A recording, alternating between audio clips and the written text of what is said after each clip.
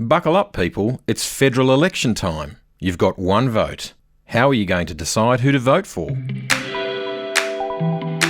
From Hope Media, How in God's Name Should I Vote is a podcast looking at how and why Christians interact with the political process. But don't worry, this is a campaign-free zone. We're not going to tell you who to vote for, but we are going to dig deep into how following Jesus might impact your vote.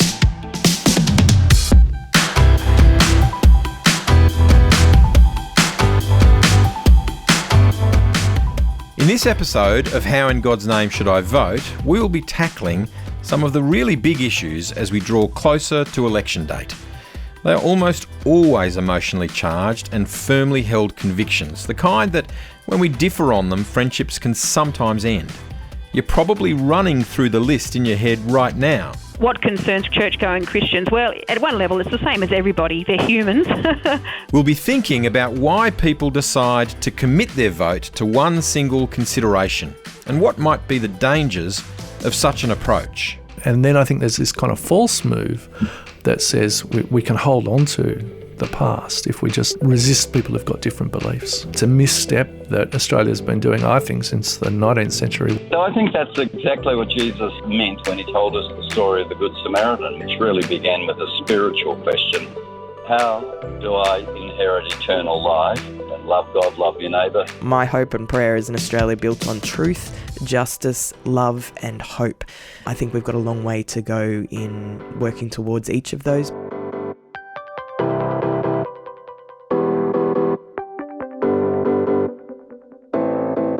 There are lots of hot-button issues for Christians in this election, and stand by for the name of Jesus to be invoked to defend them.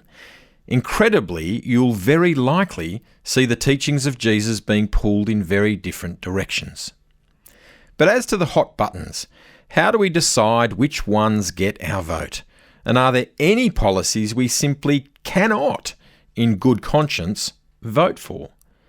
Let's start with Mike Frost, who says voting should leave a bad taste in our mouth, at least to a certain degree. I'd say that Christians ought, in that respect, to be freed from the idea that they're likely to find a candidate that will satisfy them at every level. And so at some degree, they're going to have to hold their nose while they vote. So, I'm going to find a candidate that, 60% of what they stand for is I can agree with, but that's better than the other candidates, then I'll vote for that person. A vote for that person is not an endorsement of everything that they hold or everything that their party necessarily holds. If you walk in and out of the voting booth completely confident, maybe you're doing it wrong.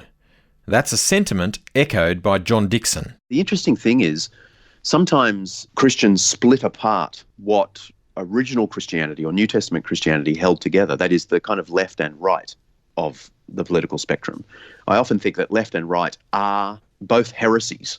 That is, they are splitting apart what Jesus held together. So Jesus was absolutely committed to the sanctity of life, the fundamental importance of family, sexual purity, and he was absolutely committed to what we call social justice. He wouldn't have called it that. Just love of neighbour on a grander scale.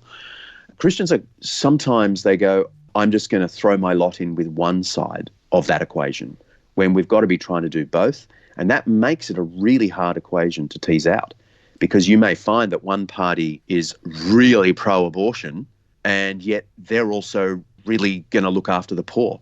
On the other hand, you may find a party is totally against abortion and yet their asylum seeker policy is terrible.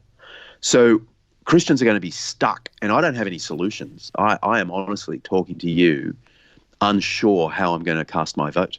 And it's got a lot to do with the very question you just asked me. It kind of feels like we all need to join the circus and learn to juggle bowling pins. And one of those pins is religious freedom. It's been one of the major talking points in recent weeks. Israel Folau, anyone? Michael Kellahan is the director of Freedom for Faith, a Christian legal think tank aimed to protecting the freedom of religion in Australia.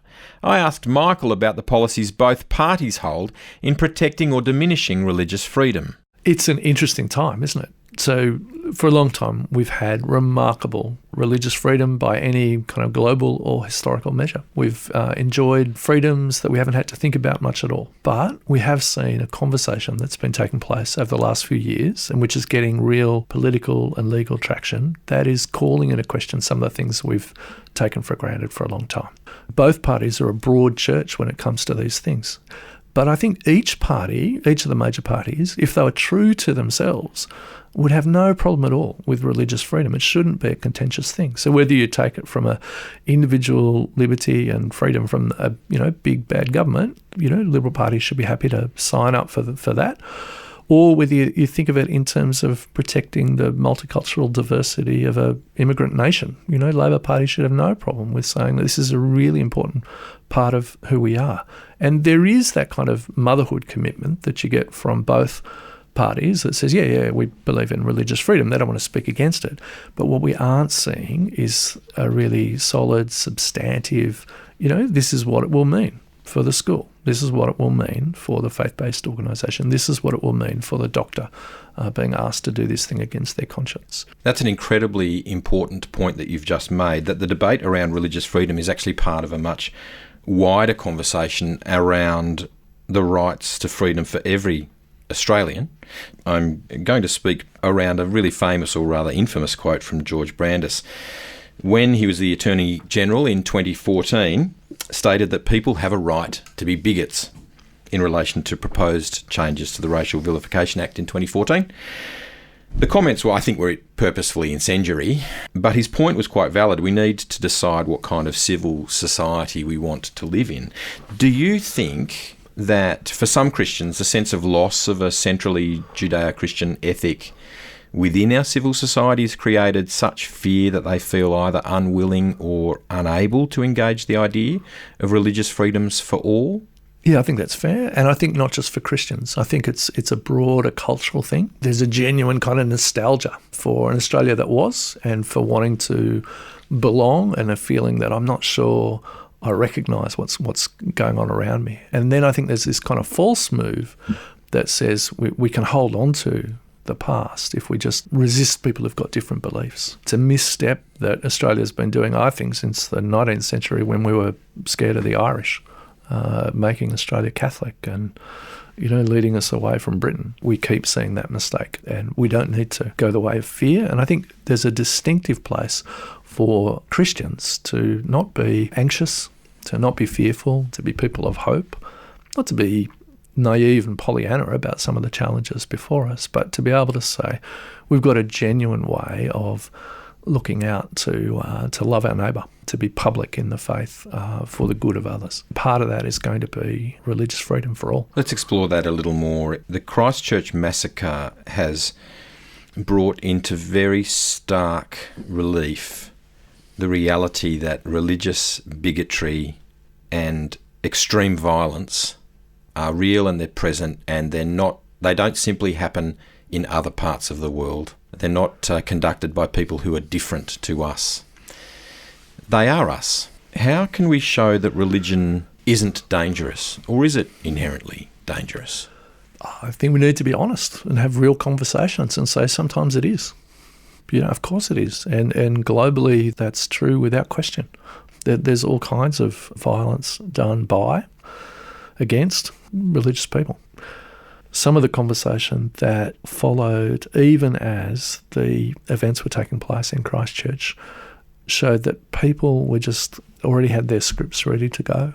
And so we saw the disgraceful stuff that came from Senator Anning. He's now been censured by the Senate. But interestingly, as the Senate drew up that censure motion and they wanted to say what was wrong about it, one of the first things they did was to quote international law that talks about the importance of religious freedom. And we've been saying a very simple solution to a lot of these legal and political problems would be to just enact that as Australian law, to say these genuinely are the things that we believe in, that people should be able to have a faith and hold it and live it out and teach their kids and be free to worship and carry on in life. That shouldn't be a controversial thing. The Senate rightly kind of reached for that as a good statement of what was wrong. But what they didn't do was have a vision for what was good and what was beautiful and what could hold us together, and they tried to find language for it. But in some ways, that's the one thing that the law can do. It can actually say, look, we're actually going to put our colours to the mast on this, and we're going to say this stuff matters. And this is not a second-class right that is an afterthought or that gives way as other rights emerge, but it's actually key to the identity of many, many people in this country, that they hold a particular belief, and it actually shapes who they are, that it gives expression to their values, and they want to just live it out without apology, and to do so alongside people with very different beliefs. Michael, how can we use our vote in the upcoming federal election to protect religious freedom? Well, the one party you must vote for is no. I'm not going to say that. And it's really important that we don't, because actually we want to be able to push all the parties to be able to take this seriously. And certainly from a freedom of faith perspective, we work with everyone and we don't go out giving election advice. But we do want to say this is really quite central to understanding how it is that we step into the public square. And so it needs to be part of the way you think about these issues, and you need to listen carefully to the different options which are there before you that the parties give, and not just accept that any kind of she'll be right answers or you can trust us, but to look to the very specific kind of proposals that they bring. We can't just take for granted the freedoms that we've had for such a long time. We need to recognise that we are in changing times, and we need to actually say we actually love these freedoms that we have, and we think they're good, and we think they're worth protecting and promoting, and we're interested to do that beyond just on this Saturday casting this particular vote. Protecting religious freedom is not straightforward, and there isn't a clear way to vote on this issue. And besides, protecting my freedom means protecting other freedoms too, and that's a whole other podcast. So let's add another bowling pin and move from religious freedom to economics.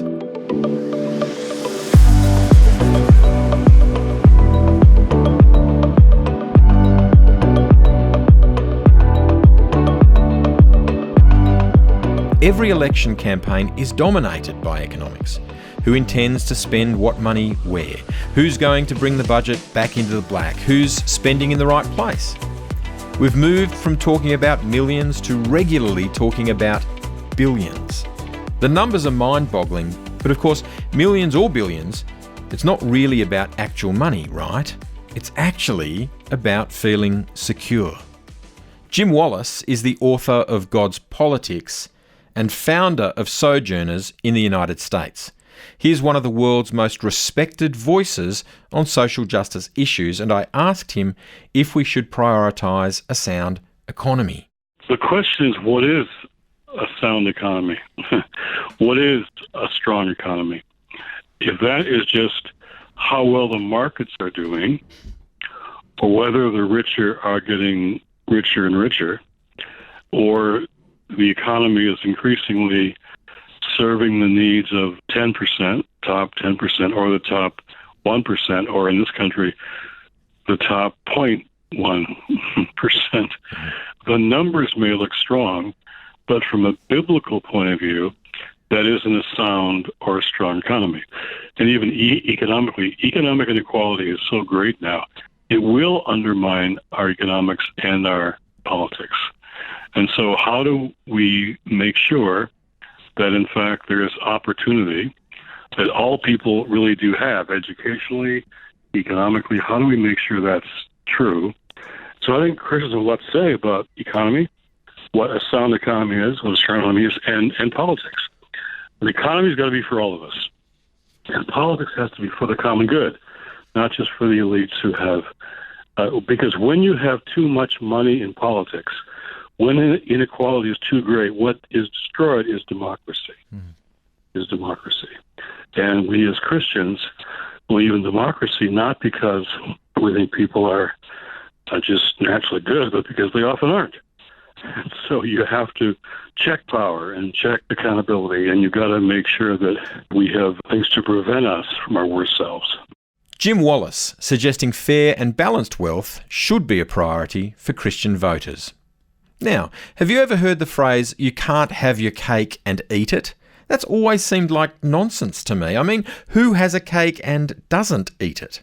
Peter Martin is a former economics editor for The Age. He points out that economic policy is really a large collection of financial decisions, and saying yes to funding something is also saying no to funding other things. You need to know that economics is the language of elections for very good reasons. It's not just that it's colonised or infected politics.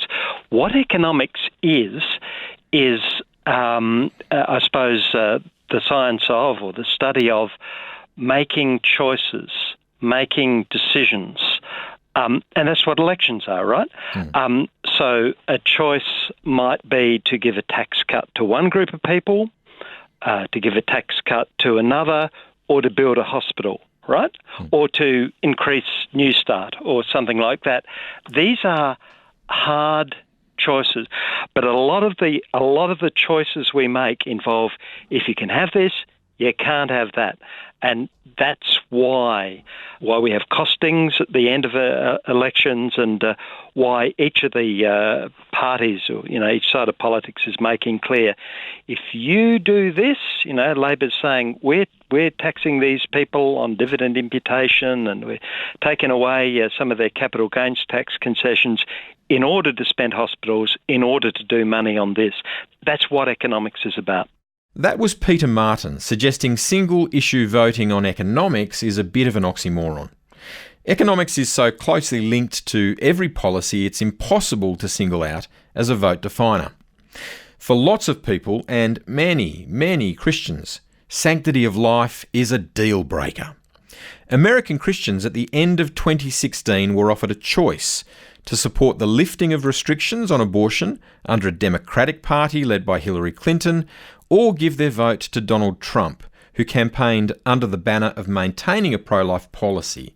It seemed pretty binary. Jim Wallace again. I don't agree with the Democrats on abortion. I think we ought to, in fact, work hard on all sides of this to reduce abortion, which is always a very tragic and desperate thing that women who are vulnerable get trapped into. We can support women who are vulnerable in all kinds of ways, nutrition, healthcare, and the rest, that really reduce abortion. But the Democrats won't commit to that, and Republicans, they're pro-birth, but they're not really pro-life. You've got to be concerned about kids after they're born, kids of color. To cut healthcare and nutrition and education opportunity for kids of color is not pro-life. That's just pro-birth for mostly white kids. So that's a hypocrisy on all sides. So instead of looking at how we treat vulnerable people, women and children, we take sides and we blame the other side. And abortion has become a politicized issue. And what I would call a consistent ethic of life. We care about the ethic of life, abortion, but also capital punishment and nuclear weapons and poverty. That's a consistent ethic of life. It's more biblical than just politicizing an issue like the right has done here. And the left has done too. What may have been promoted as a standalone policy debate in the US was actually part of a far wider debate on human worth and equality. Mike Frost says it's a similar situation we are facing as voters in Australia. It's foolish to think that back in the day when abortion was illegal, there were no abortions. Now in some parts of Australia it's legal, and there's, of course, the ALP has a policy to make it legal in every state. There will be more abortions now, but we have no clue how many backyard abortions and bodgy jobs and unspeakable suffering that women went through in the 1950s. We also know that the approach of taking single mothers to other towns to have babies and wrenching their kids away from them and adopting them out was heinous and has caused unspeakable suffering. So I go back to that idea. It wasn't all good back in the 50s because certain laws were in place, and it's all bad now because other laws are in place. It's a much more complicated story than that. And so, look in detail at the policies that various parties have, and you may have to hold your nose knowing that none of those policies are perfect in the way that we Christians would like to see them, but we're looking for ways in which life might be protected. And again, we find the way forward not as simple as we might imagine. We've been thinking about national issues, freedom, economics, national sanctity of life policy. But what about policies that look outside of Australia? Foreign aid expenditure has been cut in 6 successive government budgets. Less Australian money is being sent overseas for the welfare of the poor and marginalised across the world. Some label that change as appropriate fiscal management in a time of economic downturn. But should we be concerned with the decrease in Australia's overseas generosity, and where do the major parties stand on foreign aid policy?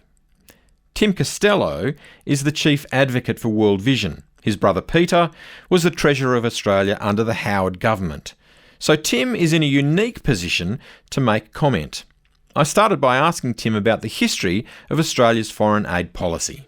Back in the late 60s, the rich nations, including Australia, said governments will give 0.7% to the world's poor, those in absolute poverty, and their private citizens will give 0.3%. That's 1%. 1% was a promise made for the world's poor. Now, by and large, private citizens have kept their promise, and governments such as the British, the Dutch, the Scandinavian countries have kept their promise of 0.7%. The real standout, shocking standout, is Australia.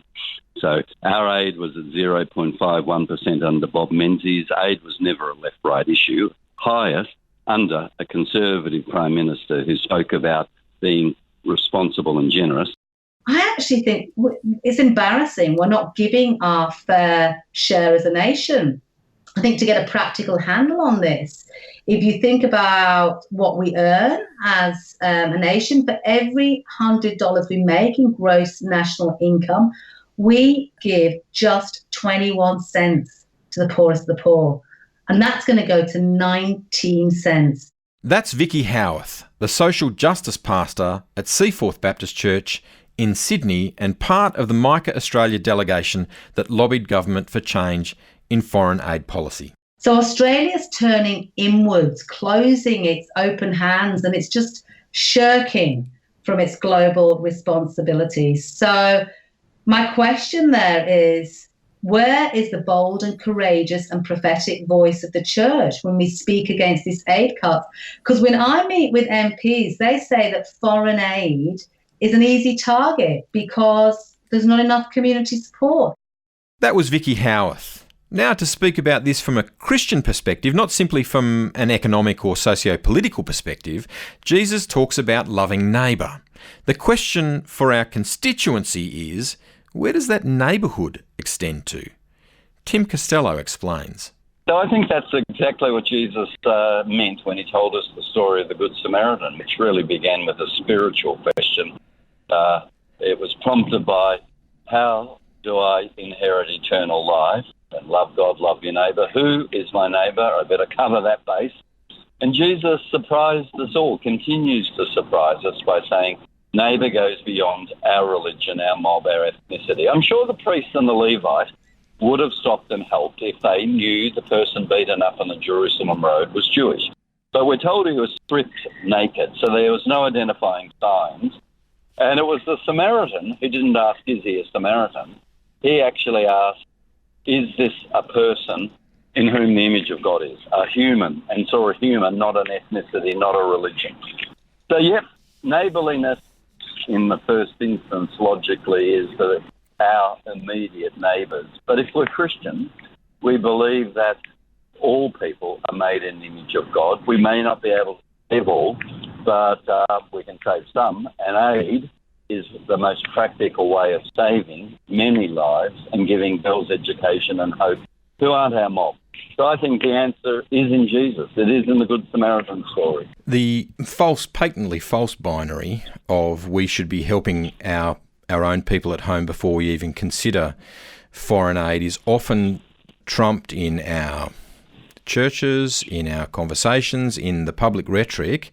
It's patently a false binary, but it speaks deeply into fear. What fears do you see in the Christian population in Australia that we need to escape from in order to engage well politically? Well, if I can go back to some fundamentals, I don't think the opposite of faith is doubt. I have to confess I have a lot of doubts with my faith. I think doubt is a Siamese twin of faith. Show me a person who says they have no doubts, and I say they don't really have a mature faith. I think the opposite of faith is fear. 365 times the Bible says, fear not. Be not afraid. One for every day of the year. Much more than actually it says, love God, love your neighbour. It says, fear not, because fear is the opposite of faith. I am particularly saddened when I see Christians with a reputation of being fearful. I think often secular people look at us, it might be unfair, and they say, why are they so fearful? If we believe in God, and in God's rule in the world and his salvation in Jesus, we of all people should be the most courageous. Fear should be banished. Faith should rule. So when I see fear on the lips of Christians, fear of this, fear of that, I really say, have we understood who is on the throne, who rules, who we believe in, who's created this world, who's saved this world? For me, fear is a mark of a lack of faith. Do you think that fear might play itself out in single-issue voting? Yeah, I think it does. Look, I think the CEO of Cambridge Analytica, remember they got all the Facebook likes and dislikes and could target messages to influence the American election. The CEO said humans are only motivated by two things, fear or hope. He said, don't worry about facts, we just make them up as we target, micro-target messages under the radar. And we know the most powerful political message is to target their fears, fears of others, fears of losing their guns, fears of foreigners taking their jobs. I think political parties often know that and target fears. Christians of all people have hope. We should be saying we reject elections run on fear.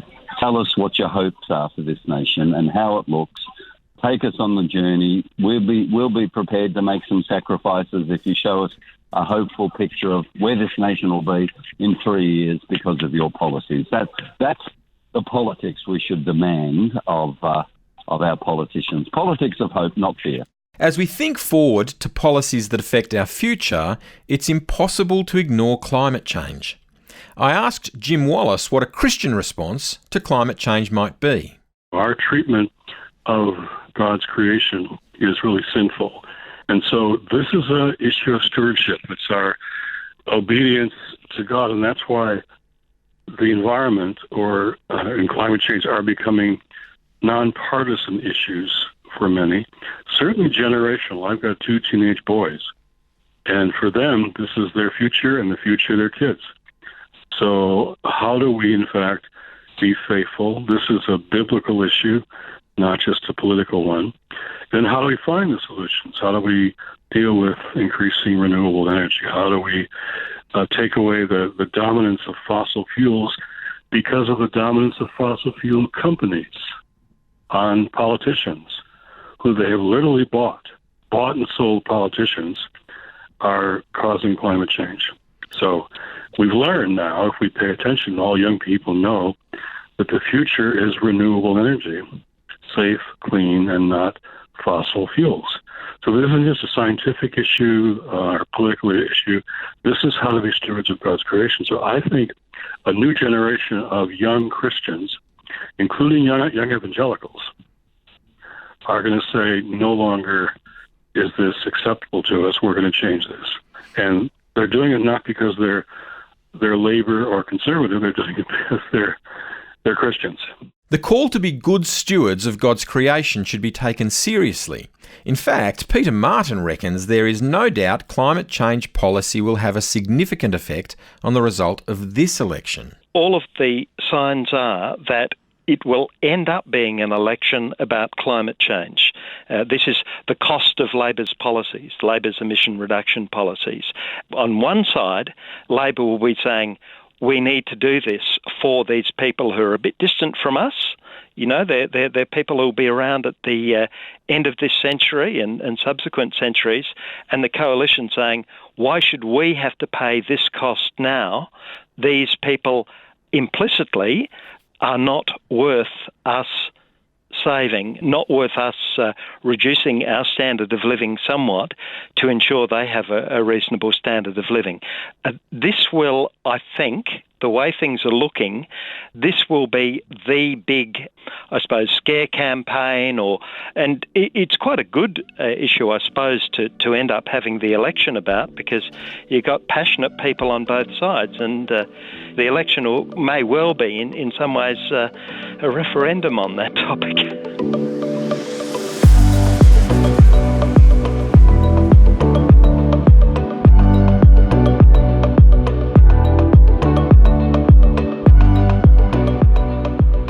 So how are you going juggling all those bowling pins now? Are you ready for another? The refugee debate has been deeply entrenched in political discourse for the past decade and doesn't show any signs of disappearing, though the rhetoric does seem to be softening. Brad Chilcott is the founder of Welcome to Australia, a group who aim to foster more inclusivity in government policy.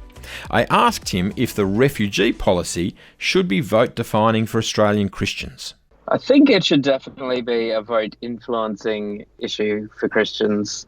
I think we get into a strange situation when we think of one issue and allow that to influence our vote to that degree, because I think there's two reasons that happens. One is because the issue personally affects you, and this is across the board. You know, if you're going to lose a lot of money because you're a massive property investor and negative gearing is about to get slashed, then you might vote on that one issue because you don't want to lose that money. The other reason we end up voting on one issue is because it becomes such a moral blight in our consciousness, and we've become, associated with that particular social issue. We couldn't possibly bear to vote for a party that doesn't do what we would like them to do on that issue. And I actually think both of those are problematic to a point, in that it's actually whoever becomes government makes decisions for all of society. They create an economic system that impacts all of society. They create laws that impact all of society. They try to implement their vision for society and economy and culture on everyone. In our first episode, we spoke with Max Jagannathan, a former Labor Party staffer who now works with Ravi Zacharias Ministries. He arrived in Australia as an infant after fleeing the Sri Lankan civil war with his family. So we're not dealing in abstractions. This is a lived reality.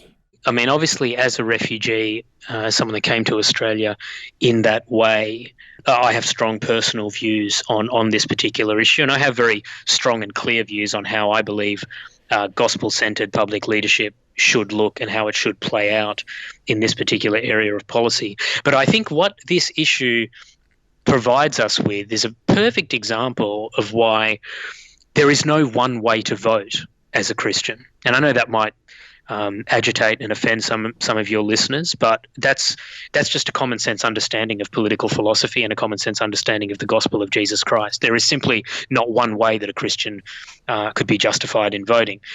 It doesn't matter which of the major or minor parties you look at. There are aspects of Christian moral reasoning. There are aspects of the model of society, the model of ethical thinking that Jesus sets down in the Sermon on the Mount. There are aspects of it which are both upheld and completely trashed by each political party. Every single political party out there, if you voted for them, would uphold and seek to uphold aspects of the Christian moral framework and would quite intentionally not uphold other aspects of it. So the question for the Christian who is voting is, where do you feel pulled? Yes, in a spiritual and a moral sense, in an ethical sense, in a practical sense, where do you feel pulled? To which aspects of the given parties that are in front of you do you feel that sense of allegiance to want to put your vote on this particular occasion? Where do you feel pulled? It's a good question to ask ourselves. And for Brooke Prentice, it was a simple question to answer. As an Indigenous Australian, when Brooke came to know Jesus, it was a natural progression for her to begin campaigning for the rights of Aboriginal Australians. Brooke is a Waka Waka woman from Queensland, a spokesperson for the Common Grace Movement and a senior fellow for Anglican Deaconess Ministries. I think every Aboriginal person is always born with an innate sense of seeking justice, because your reality of injustice you face as a child, and then it's with you your whole life. And so, that's what drives me. I didn't become a Christian until I was 21, but I was still already, before I became a Christian, a passionate advocate for justice. My faith just strengthened that, because I learnt of a man named Jesus, who was our greatest social justice warrior the world has ever seen, and who understand poverty and power and privilege and riches. And he was a man through love that challenged those domains. And so that's what drives me to seek justice and work towards an Australia. My hope and prayer is an Australia built on truth, justice, love and hope. And so I think we've got a long way to go in working towards each of those, but that's what will drive me through my faith in Jesus. That's what drives me. Let's turn our attention to our election. The campaign's in full swing. We're going to the polls. How can Christian Australians utilise their vote in a way that does benefit to Aboriginal and Torres Strait Islander people in Australia? That's a hard one, because I'm not sure how we can utilise our vote to do that. And I think it's got to come from not just one action of voting. For me, it's actually participating in the political process, in the election process. So I want people to do some education, ask questions, but ask questions of all of their candidates. I think the time is over where political parties just rely on these policies, and we hear the same thing from the media, and we need to ask the questions about what truly matters. And as Christians, loving our neighbour, many of these policies aren't talking about loving their neighbour. So let's ask the candidates the real questions. How will the candidate of whichever political party or independent, how will they love their neighbour as themselves? How will they love their Aboriginal and Torres Strait Islander neighbour? Where do they stand on treaty and treaties? How will that candidate personally work towards closing the gap? What will they personally do if they were elected to Parliament?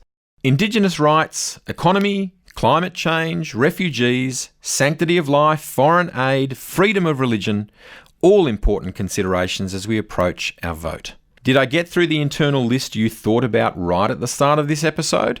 Perhaps I've added some new ideas. They're all important, and some more important to you than others, and Christians have a stake in all of them. Now the trick is to keep juggling and hold your nose while you vote. Good luck with that. I understand the significance and difficulty of that task, but that's the cost of good political engagement. It's not supposed to be easy.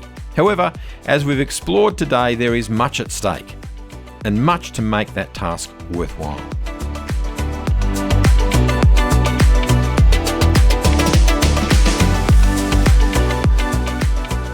On the next episode of How in God's Name Should I Vote? Look, we would always say that caring for the poor isn't a left issue or a right issue, it's a moral issue. And we're in a position to actually do something. We're a blessed country. We can do more. That was Jo Knight from TIER Australia.